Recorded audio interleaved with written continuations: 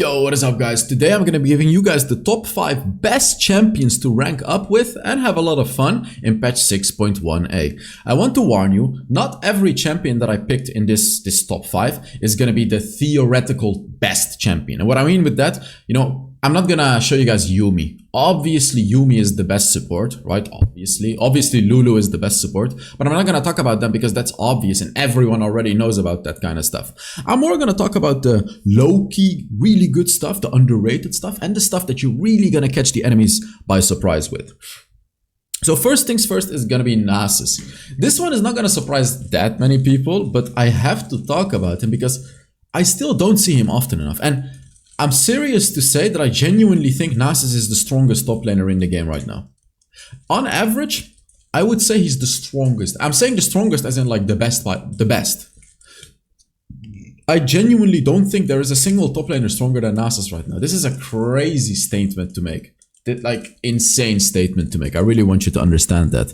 And you guys are lucky that I'm actually a Nasus main. So you can watch some of my Nasus videos. I make a lot of Nasus videos and I'm gonna make a lot more as well to learn how to play him. And this particular game that I'm showing right here as well was the game where I got like pretty much the world record fastest 1000 stacks that you have ever seen. I can assure you no one is gonna get 1000 stacks faster than I got them in this game. I got them like, I think 13 minutes into this game. The thing about Nasus is, of course, some games are going to be ridiculous like this, but even if they're not, that change that they did to him, where he gets 5 stacks instead of 4 per minion, and then he gets 10 instead of 8 for like a big cannon minion, that one thing made him completely broken. Like, he was already okay, but now you have to understand, he stacks 20% faster now.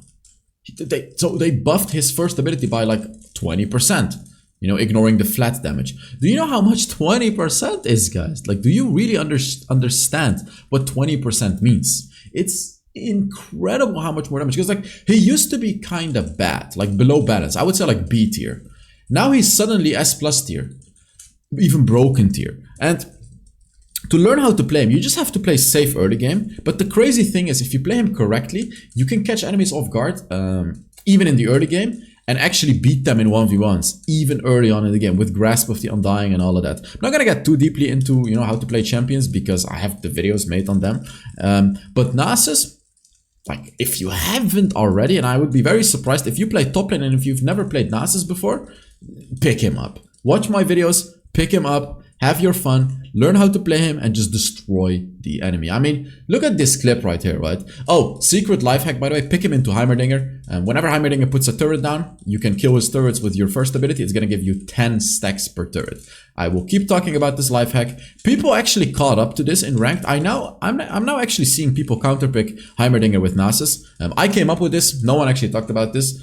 And that's why, like, after my video went like semi-viral. It's funny that I say my video went semi-viral because all of my videos used to get like between 30 and 50k views back in the days. But now when a video gets above 30k views in Wild Rift, it's actually semi-viral because the game is, of course, not as big as it used to be. So yeah, moving on. Before moving on, actually, I just quickly want to talk about something. You guys can support me a lot if you do this. Recently, I cast on an Honor of Kings tournament. I didn't only cast, actually. I ran the whole show together with Excandro. And here's the video, and if you guys want to support me, I'll put the link to watch this in the description. You can check it out. It would help a lot if you drop a like. It's on the official Honor of Kings channel. Again, I'm gonna put a link to it. Put down a comment. I'm reading the comments already. It's very, very nice to see. Some of you guys have already said some cool stuff. So it would be, if you want to support the channel, support me. This is a career that I want to take, being a caster and all of that. Just go to the video, watch some of the casting, watch the games. It's Arteezy against I Will Dominate. A lot of people are gonna like it. And just say, I don't know, say something nice in the comments if you want to. Next up, the jungle. This is one of the only picks where I'm picking the obvious one. Obviously, Amumu. The thing is, though, I'm saying the obvious one, but for some reason, he's not getting banned. People are not banning him. And I can actually tell you why people are not banning him. It's because there are just too many broken champions. Oh my god, look at this. It's a 5-man stun. But there are just too many broken champions in this game. So like Yuumi and Lulu, these are always going to be banned, right? Like every single game, you're going to ban Yuumi and Lulu. It has been like that for 2 years. So basically, we only have 3 ban slots. Milio is also extremely strong, and he's going to be banned most of the games as well. Next up, we have Rise. You know, obviously Rise is giga broken, so most games he's going to be banned as well. So we are actually only left with 1 ban, like 1 realistic ban when you reach higher elos. And of course, you know, that could be Amumu, that could be anything else, or someone could just ban some random champion. Anything could get banned. So that's why Amumu is actually getting through the draft, in case you are wondering. Let me tell you what the thing is about Amumu. The items he builds give him a lot of armor or magic resist. You can get magic resist as well if you really want to. His third ability gives him damage reduction. It literally reduces the damage he takes, right? Like it actually reduces the damage he takes, which is insanely powerful, especially in combination with armor. Because it works in a way where your armor will block damage from the enemy, a percentage of the damage. And then after that, you're gonna have a flat reduction of damage. The mathematicians or the people that are interested in math, they're gonna understand what I just told you. But the people that don't understand what I talked to you about, it's basically like you have the enemy has to get through your armor. Let's say you're wearing a lot of armor, and someone is trying to knife you with like a wooden knife. And then he's like barely getting through your armor. He barely got the knife in. And then you have like a whole nother piece of protection in front of your chest. And he has to get through that after he already went through your armor, right? Like that's basically the damage reduction on Amumu's third ability. It's extremely effective. His ultimate is super powerful. So, and then his passive, you know, he's so tanky. And then his passive on top, oh, look at that, you know, and of course the flash ult combo is beautiful as well. You can do stuff like that. He just doesn't die. It's ridiculous. He actually doesn't die. The only counter there is to him is true damage, you know, something like Vayne, or like big magic damage, like Oriana, overtime damage, Morgana, that kind of stuff does counter him. But besides that, he's just absolutely unkillable. So yeah, moving on to the mid lane. The mid lane is not going to be Rise, by the way, guys, because Rise is obvious. Everyone knows about Rise. He's going to be picked or banned everywhere. But here is a champion. And let me tell you why Oriana is my pick right here. The thing about Oriana is you can play her in 2 ways. You can go full burst Oriana. I've made videos about this. So you can go, oh, with that new item, Bandle Fantasy. You can go Luden's Echo, Bandle Fantasy. By the way, look at here. This is Burst Oriana that I'm playing in this particular video. You can go Luden's Echo, Bandle's Fantasy, which is that yellow item which puts traps on the enemies. You will always activate the trap and do the damage on the enemy because your second ability slows them. So whenever you hit your second ability on the enemy, the Bandle Trap, or whatever it's called, Bandle Fantasy, it gets procced. So that's why it's an extremely good item on Oriana. Rabadon's Death Cap third item, and then Infinity Orb fourth item. You're gonna one-shot people. Like, you're gonna absolutely one-shot people with that build. Excuse me. But let's say you are against a lot of tanks. You can go Seraph's Embrace. There is this new Chinese build as well, which is insanely powerful, where you go Seraph's Embrace into Cosmic Drive. And then you go Rabadon's Death Cap, you know, Liandry's, whatever you want to go, those kinds of items. But basically you get Cosmic Drive. You go for Conqueror, not Phase Rush. Phase Rush is a bit overkill. You need Conqueror for the damage stack during the fight.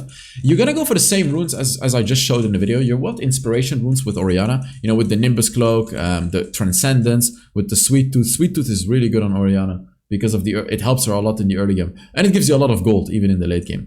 So all of that combined makes Oriana just such a broken champion. And here in this game, you can see my team was actually really bad, which was very sad. But Oriana is the type of champion that can actually carry games like this. She can actually carry games like this because she does so much damage and has a massive range. Like, you can make, I don't know, she feels so broken. Like, look at this, right? I just one-shot the Varus. There's not that many mages that can do this. And the mages that can do this, they don't have as much sustained damage as Oriana. You know, sure, Ahri could maybe do that. But Ahri is going to have to use her ultimate, her charm, her second ability, her first ability for that.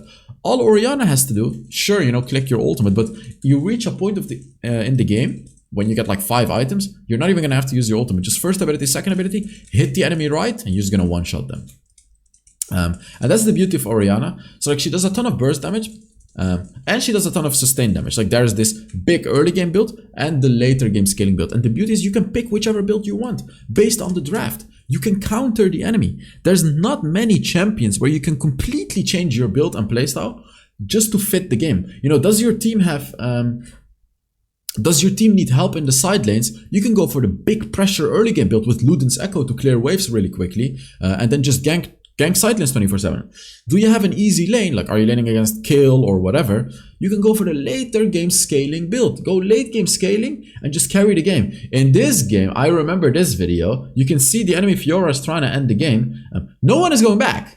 No one is, look, even Jax is not going back, forcing me to go back here, unfortunately. And I think here we're gonna lose this game because unfortunately I had to go back because for some reason our top laner did not go back, which is very interesting. And honestly, I would say if you play Oriana correctly, you should be able to win most games.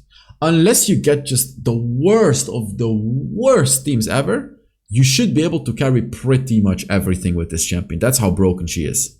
But like this game, I just couldn't carry it. So yeah, let's move on to the ADC role. And the ADC role, I have to pick him. I have to because he's too strong. He's too strong, Varus. He is just too strong. This champion has everything. And specifically the build where you go for Essence Reaver, Riftmaker, Awakened Soul Stealer, and what was it again? I don't remember what the exact build was. I have it in my game and I have it in this video on the HellsDevil Plus channel. Oh, by the way, if you don't follow the HellsDevil Plus channel, I have a second YouTube channel where I upload 2 Wilder videos every day, and these are live gameplays. So you can see me play the game live on top of, you know, the content that I upload on the main channel. But this Varus build, you're gonna do a ton of damage to squishies. As you can see, I just one-shot this cannon. And on top of that, you're gonna be able to kill tanks. You are gonna kill tanks because Varus, his second ability, if the tank is low, you're gonna kill them anyways, but his Blighted Quirk or whatever it's called, the passive of his second ability, skills with AP.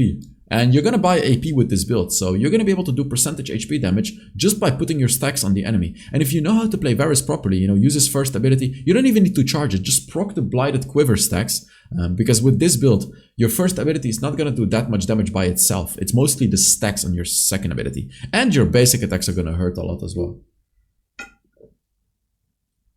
The other thing about Varus as well is, he has integrated anti-heal. There's not many champions that just have anti-heal integrated. Whenever you throw your third ability on the enemy, it anti-heals them by 40%. And you have that for free. So you don't even need to build anti-heal on Varus unless they have, like, you know, Soraka or something. But you have integrated anti-heal. You don't really need to build anti-heal on this champion. Just throw your third ability down on the enemy and you're gonna provide massive value. And then on top of all of that, he has that big ultimate.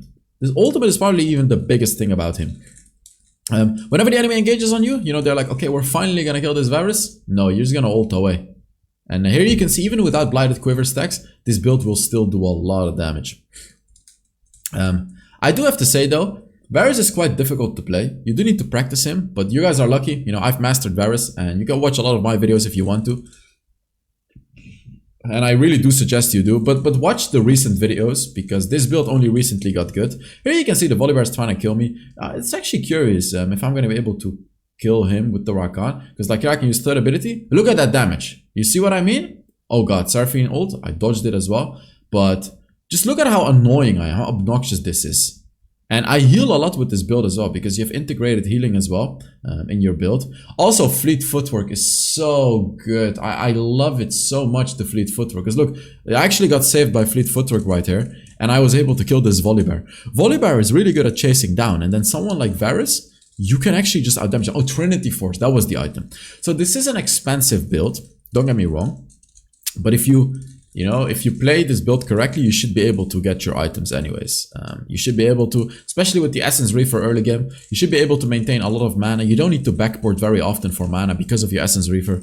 And then 1+1 is 2. Get your items and carry the game.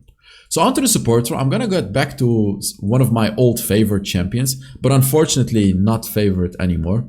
I've only made 2 Sona videos since the rework. Isn't that crazy? Remember what I told you guys? Sona was my favorite champion. A lot of people actually don't know, by the way, but I am a main support player. A lot of people think that I am a main carry player, but no, I am a main support player. I have always been a support player and I will always be a support player. I actually used to be a competitive player in a game called Vainglory playing support. And even in Wild Rift, support is actually my best role. However, I'm not gonna play it because support is, you know, it's kind of boring in solo queue, and I can't do the same thing over and over again. Make support video. I mean, you have broken support for that, right? Like, we don't need another broken support. He's carrying that duty. But support's actually my favorite role. And the Sona right now is just so brain dead. You just keep spamming your abilities. Did you see how long I kept that Ashe alive as well? It's just hilarious. This game, I believe we lost, by the way, because this Evelynn was just terrible. If I remember correctly. But I don't really like playing Sona anymore, but I have to say that she's insanely strong. I do have to say that, because she is insanely strong. Not as strong as before. It's funny because she used to be stronger than the rework. But she's still so strong that she's still on the top list of my support role. Can you imagine how crazily broken she used to be? And the crazy thing is, people didn't know how broken Sona was before the rework. And I'm telling you, she was even more broken than she is right now.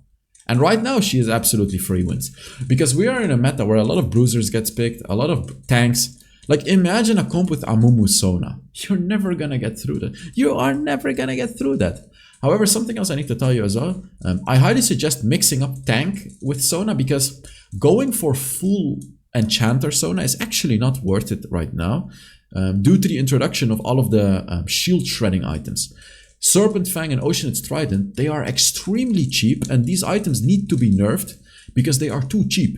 They're too cheap for what they provide. The stats they provide are really good, and then of course the shield penetration is just insane. So because of the existence of the shield penetrating items, it makes Sona a lot worse. However, as I said, you can mix it up with going tank Sona, which actually makes her very, very valuable again. So that's gonna be it for the video. These are the top 5 best champions to play in patch 6.1a. Thank you guys so much for watching. Again, reminder, if you want to support me a lot, you can check out that Honor of Kings video. I'll put a link in the pinned comment and whatever. Thank you so much for watching, and I will give you a proper outro because it's this channel. I will see you all in the next Wild Rift video. Bye bye.